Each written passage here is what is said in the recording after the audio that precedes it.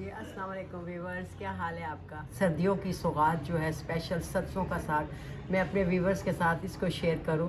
तो फिर मैं रात हम लोग गए और स्पेशल बहुत साफ़ सुथरा फ्रेश साग हम लोग ख़रीद कर लाए। तो मैं आपके साथ शेयर करती हूँ कि मैंने इसके अंदर साग में क्या क्या चीज़ें डाल रही हूँ। सबसे पहले तो ये मैंने सरसों का फ्रेश साग लिया है, देखने में ये 1 किलो मैंने पालक लिया है, 2 किलो साग, 1 किलो पालक और ये बाथू लिया है मैंने, 1 गट्ठी बाथू लिया है। बाथू भी बहुत फ्रेश है, 1 गट्ठी बाथू लिया है। और इसके अलावा ये मेरे पास आधी गट्ठी मेथी घर में ही पड़ी हुई थी, सिस्टर ने धो के फ्रीज़ की हुई थी, तो वो भी इसके अंदर ऐड करूँगी। आधी गट्ठी है ये मेथी की। और इसके अलावा लहसुन और अदरक है। नमक लेना है, सब्ज़ मिर्च ली है मैंने तकरीबन आधा पाव के करीब। और लास्ट में फिर हम जब इसको हमारा साग गल जाएगा तो उसके अंदर हम ब्लेंड करने के लिए आटा डालेंगे, जो कि आप अपनी मर्ज़ी के मुताबिक गंदम का भी ले सकते हैं, मकई का आटा भी ले सकते हैं, जो आपके पास अवेलेबल हो आप वो लें। और ये साग स्पेशल एक साग कटर है, ये साग काटने के लिए ये इसको दातर बोलते हैं। और इस पे हम साग काटेंगे। आज मैं छुरी से साग नहीं काटूंगी, आज इससे अम्मी जी से साग कटवाऊंगी इंशाल्लाह ताला। और सब चीज़ों को अच्छी तरह से वॉश करने के बाद जब जो थोड़ी सी ड्राई हो जाए तो फिर इसको हम अपने इस दातर पे अच्छी तरह से काटेंगे बारीक बारीक। तो फिर काटने के बाद फिर मिलते हैं कि फिर आगे क्या करना है। जी तो अब हमने साग जो था अपना सारा अच्छी तरह से इसको पहले क्लीन किया, क्लीन करने के बाद अच्छी तरह से वॉश कर लिया 4-5 मरतबा। तो अब अम्मी हमारी अब साग काट रही हैं। ये देखें माशाल्लाह कितना खूबसूरत बारीक बारीक साग कट रहा है। बहुत साफ़ वेदर है लाहौर का, अल्लाह का शुक्र है। धूप पे हम लोग धूप पे बैठे हुए हैं, लाहौर का मौसम एंजॉय कर रहे हैं धूप का। माशाल्लाह बहुत मज़ा आ रहा है। आप भी देखें लाहौर का मौसम, ये हमारा प्यारा लाहौर जी, माशाल्लाह माशाल्लाह अल्हम्दुलिल्लाह। तो अब हमारा जब साग कट चुकेगा तो इंशाल्लाह ताला फिर मैं इसको चूल्हे पे चढ़ाऊँगी। तो फिर मैं अब आपको आगे बताती हूँ काट। जी तो अब हमारा साग जो है साग कट के बहुत अच्छी तरह से हमने इसको काट लिया है, बारीक बारीक, और बहुत अच्छा कटा है। और अब दूसरे चूल्हे पे हमारा जो साग के लिए पानी रखा था पतीले में, वो अच्छी तरह से गर्म हो चुका है। अब इसके अंदर हम नमक डालेंगे हस्बे ज़ायका, आप जिस अपने ज़ायके के मुताबिक नमक ऐड कर सकते हैं। लहसुन अदरक डालना चाहें तो ज़रूर डालें, ऑप्शनल है। वैसे साग की ऑथेंटिक रेसिपी में लहसुन अदरक का इस्तेमाल नहीं होता, लास्ट में तड़का ज़रूर होता है। तो ये सब्ज़ मिर्चें मैंने ऐसे ही डाल दी हैं धो के, खुद ही गल जाएंगे इसके अंदर, कोई मसला नहीं है। वरना इसको आप चॉप करना चाहें चॉप करके डाल दें, आपकी अपनी मर्ज़ी पे डिपेंड। अब हम इसके अंदर अपना साग ऐड करते हैं। बिस्मिल्लाह या अल्लाह। साग के अंदर मैंने 4 गिलास पानी पहले डाल के तो उसको अच्छी तरह से बॉयल दिया है। उसके बाद उसके अंदर मैंने फिर नमक ऐड किया है, उसके अंदर सब्ज़ मिर्ची ऐड की हैं उबले हुए पानी में। और अब इसके अंदर अपना साग डाल रही हूँ। साग के अपने अंदर भी पानी होता है, और दूसरा इसको हमने धोया भी अच्छी तरह से 4-5 दफ़ा, तो कुछ पानी धोते टाइम इसके अंदर चला गया।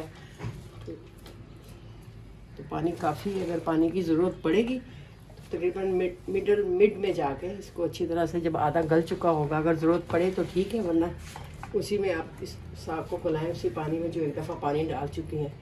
और अगर दोबारा डालना पड़ेगा तो आपने पानी को गर्म करके डालना, ठंडा पानी नहीं ऐड करना साग में। तो अब हमने अपने पतीले में पूरा साग डाल दिया। अगर आप इसको प्रेशर में गलाना चाहें तो अपने हिसाब से प्रेशर में गला सकती हैं, तो मैं आज पतीले के अंदर गलाऊंगी। वैसे तो इसकी जो असल रेसिपी है वो मट्टी की हंडिया में गलाएं तो बहुत मज़े का बनता है, लेकिन इस वक्त मेरे पास मट्टी की हंडिया अवेलेबल नहीं थी, तो फिर मैंने ये पतीला लिया, इसमें डाला और इसमें मैं बना रही हूँ। तो अब मैंने इसमें अंदर सारा साग ऐड कर दिया है, इसमें सब्ज़ मिर्च और नमक डाला है, और इसके अलावा कुछ चीज़ें मैंने ऐड नहीं की। बाथू, पालक और साग है, और मेथी भी इसके अंदर मैं अभी ऐड करती हूँ। तो ये ऐड करने के बाद फिर इसको हम तकरीबन मीडियम आंच पे इसको पकने देंगे तकरीबन आधा घंटा। तो फिर आधा घंटे के बाद फिर हम मिलते हैं दोबारा, साग की क्या पोजीशन है देखेंगे इंशाल्लाह। तो अब हम अपने साग को देखते हैं कि हमारे साग की क्या पोजीशन है। ढकना आपने बहुत एहतियात के साथ उठाना है, क्योंकि बहुत ज़्यादा इसके अंदर स्टीम बनी हुई है। तो मैंने इसको आप बताना था व्यूअर्स कि मैंने इसके अंदर पानी ऐड किया, तकरीबन 4 गिलास पानी ऐड किया। पानी कम था, मैंने चेक किया, 4 गिलास पानी गर्म करके मैंने इसके अंदर ऐड किया है। तो आप भी जब बनाएं तो मेक श्योर कर लें, अगर पानी कम है, साग कच्चा है, तो उसके अंदर आपने ठंडा पानी ऐड नहीं करना, गर्म पानी करके ऐड करना है। जी माशाल्लाह अल्हम्दुलिल्लाह साग बहुत अच्छी तरह से नरम होकर गल चुका है। अब हम अपने ब्लेंडर में डालते हैं। अगर आपके पास देसी तरीके से मदनी है तो उसके साथ करें, तो मेरे पास मदनी अवेलेबल नहीं है इस वक्त, तो लिहाजा मैं इसको अपने ब्लेंडर में डाल के इसको ब्लेंड करती हूँ। तो फिर मैं आपको बताती हूँ कि फिर आगे क्या करना है। ब्लेंडर में डालते हैं, इसे मेक श्योर करें कि इसके अंदर पानी साग के अंदर हो, कि इसको ब्लेंड करना। तो कच्चा पानी ऊपर से नहीं डालना, साग का अपना ही पानी डाल के इसको हम ब्लेंड करेंगे। जी तो व्यूअर्स, अब हम अपने साग की जो फाइनल लुक है वो आपको दिखाते हैं। माशाल्लाह माशाल्लाह मैंने ब्लेंड कर लिया था। तो साग का जो अपना ही पका हुआ पानी है उसी में मैंने अपने साग को ब्लेंड किया, ऊपर से मैंने कच्चा पानी बिल्कुल ऐड नहीं किया। तो अब हमारा साग बिल्कुल माशाल्लाह रेडी हो गया है। और इसमें पूरे जो बहुत स्पाइसी बना, नमक मिर्च वगैरह सब कुछ माशाल्लाह बहुत मज़े की है। तो साग ज़रा थोड़ा सा करारा ही बनाया तो अच्छा लगता है, स्पाइसी मज़े का लगता है। तो अब हम इसको तड़का लगाएंगे। इसमें तड़के में मैं अपना प्याज मैंने बारीक बारीक काटा है और थोड़ा सा लहसुन है, प्याज और लहसुन का तड़का लगाएंगे। तो फिर मैं आपको डिश आउट करके दिखाती हूँ।